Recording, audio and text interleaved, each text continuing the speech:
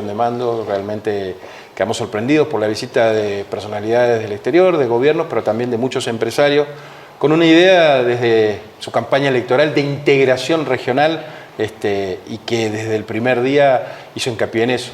Muchas gracias, un placer estar en contacto con ustedes. Muchas gracias de venir nuevamente a esta Asunción. Recuerdo con mucho agrado y cariño que una de las primeras entrevistas que di luego de saberse los primeros resultados del 30 de abril fue con ustedes, y bueno, poder llegar a tanta gente en todo el norte argentino, ¿verdad? Con quienes compartimos no solamente una ubicación geográfica, sino que también cultura y realmente prácticas que hemos heredado de nuestros antiguos ancestros, los guaraníes. De alguna manera usted planteó un estilo pragmático, pero también de consenso. Es uno de los nuevos exponentes en presidencias con este tipo de liderazgo, de consensuar, de sumar, de transversalidad. ¿Esto lo ve usted así de esta manera? Sí, y es una combinación de dos factores, ¿verdad? Y uno es el carácter, ¿verdad? Yo soy una persona conciliadora, esa es mi naturaleza, soy una persona que busco los consensos, que creo que la fuerza de la razón muchas veces es tremendamente importante para poder construir esos consensos. Y lo otro es que una vida en el servicio público y un trabajo en materia de política pública me ha permitido aprender de los éxitos, de los fracasos, de qué es lo que nos deja la teoría de política pública para poder mejorar la calidad de vida de nuestros pueblos. Y ahí entra algo que es una verdad de hierro, ¿verdad? Los países que están más integrados, las regiones que están más integradas, tienen capacidad de poder resolver los problemas económicos de una mejor manera y generan mayores niveles de bienestar para su población. La integración, unidos, siempre vamos a conseguir resultados superiores que si estamos divididos y separados. Tenemos la capacidad de soñar con un Paraguay diferente. Si lo podemos soñar, lo podemos hacer realidad. Tenemos la capacidad de soñar con un Paraguay diferente. Si lo podemos soñar, lo podemos hacer realidad.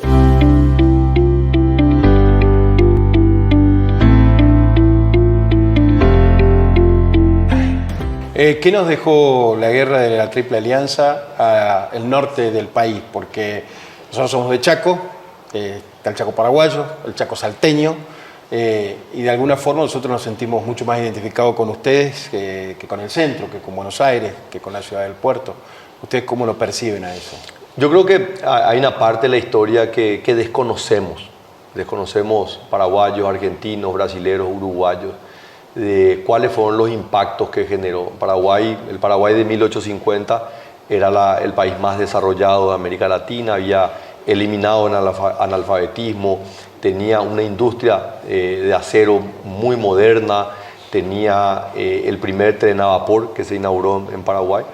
Y ese enfrentamiento que se inició en 1864 y que duró hasta 1870, le puso a Paraguay y a toda la región en realidad en una trayectoria de menor desarrollo, y esto se dio por la pérdida de vidas humanas. Paraguay perdió cerca del 90% de la población masculina, la Argentina y Brasil también perdió muchísimas vidas humanas, nosotros perdimos 60% de nuestro territorio, pero probablemente el mayor impacto de ese conflicto entre hermanos se da por una pérdida de oportunidad. Entre 1880 y 1920, un periodo de 40 años, se da el mayor flujo migratorio en la historia de la humanidad. Se calcula que vinieron cerca de 80 millones de europeos hacia esta parte del continente. Y no vinieron a esta zona, no solamente no vinieron a Paraguay, sino tampoco llegaron hasta el norte argentino, porque toda esta zona había sido destruida por la guerra, las secuelas que había dejado la guerra. Y por supuesto se concentraron en las grandes urbes, ¿verdad? En Buenos Aires principalmente.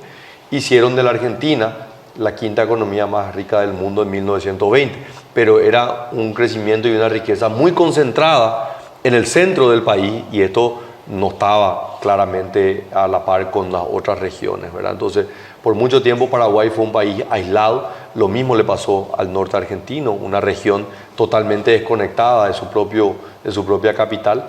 Y yo creo que hoy estamos en una parte de nuestro desarrollo que decidimos integrarnos, que Paraguay decide integrarse al mundo, que Paraguay decide integrarse al norte argentino, que el Paraguay decide integrarse con mayor velocidad con el Brasil, que son nuestros países con los que mantenemos mayor mayor fracción de territorio en términos de límites.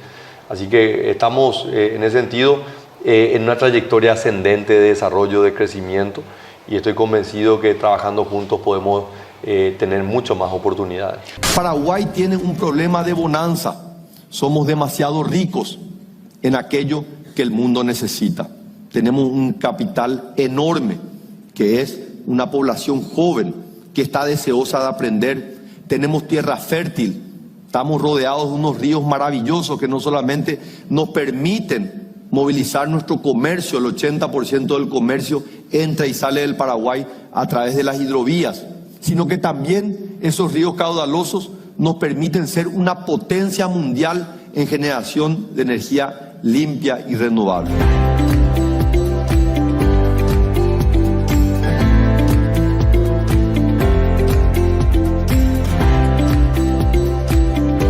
Hablábamos hace minutos de que nosotros estamos luchando por el puente ferroautomotor, el Chaco Corrientes, como chaqueños, como correntinos, y ustedes están aquí haciendo una inversión importante en un puente de 2 vías que estará llegando a Capital de Asunción desde el puesto fronterizo. ¿De qué inversión estamos hablando, señor presidente? Estamos hablando de una inversión de unos 120 millones de dólares.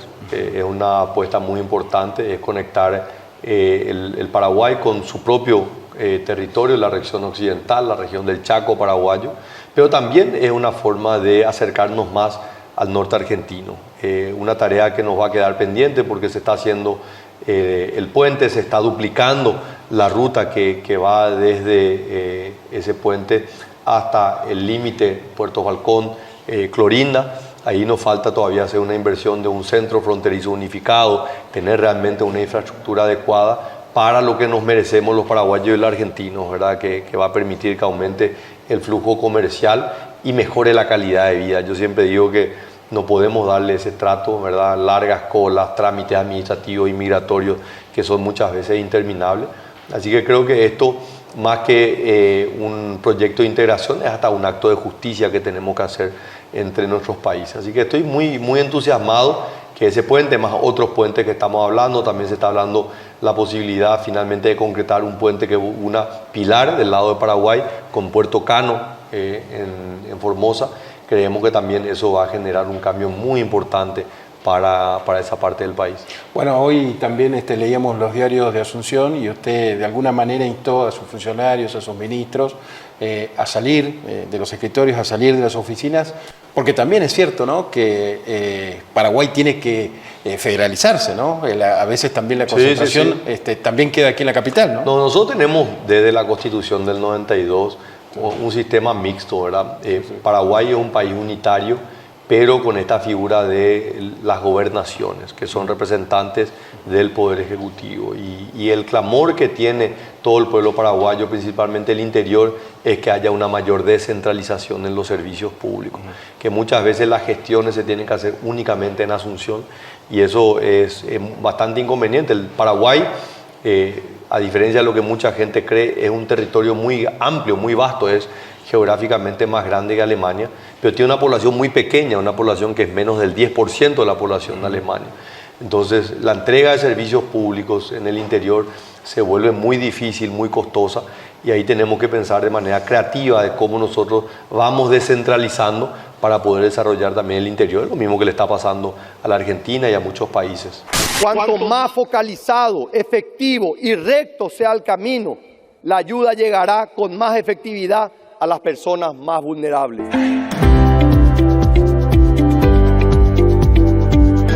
Por último, señor presidente, usted sabe que es uno de los privilegiados de los millones de paraguayos en llegar a la presidencia, ¿no?